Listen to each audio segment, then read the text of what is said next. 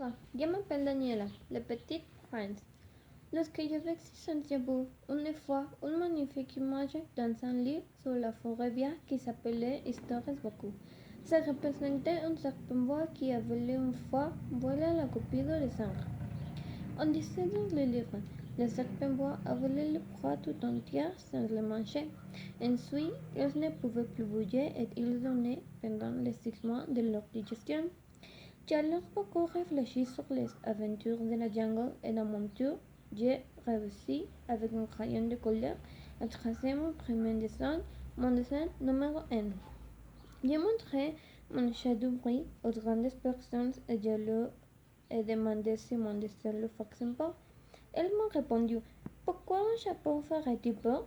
Mon dessin ne représentait pas un chapeau, il représentait un serpent bois qui digérait un éléphant.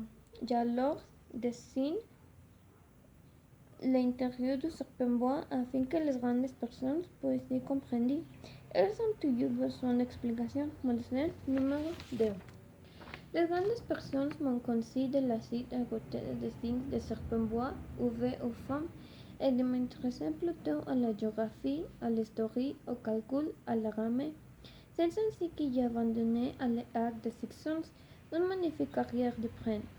J'avais découvert pour l'insuit de mon dessin numéro 1 et mon dessin numéro 2.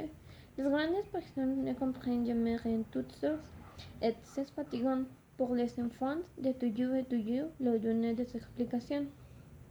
J'ai donc choisi un métier, j'ai appris à piloter des avions. J'ai volé un peu partout dans le monde et la géographie, c'est ça, m'a beaucoup servi. Je savais rencontrer du premier coup de loi de la Chine de l'Arizona, c'est très utile. Si l'on est singer pendant la nuit, j'ai ainsi eu, au cours de ma vie, des tas de contacts avec des tas de gens secrets. J'ai beaucoup chez les grandes personnes, je les vois de respect, quand apprendront à améliore mon opinion. Quand j'ai rencontré une qui me paraissait un peu lucide, j'ai fait son expérience sur elle de mon destin numéro 1, qui j'ai toujours conservé. Je voulais savoir si elle était vraiment compréhensible. Mais toujours elle me répondait, c'est son chapeau. Alors je ne lui parlais ni de serpent, ni de bois, ni de forêt vierge, ni de toilettes. Je me mettais à sa portée. Je lui parlais de bruit, de golf, de politique et de travail. Et la grande personne était bien contente de rencontrer un homme aussi raisonnable. Ça va.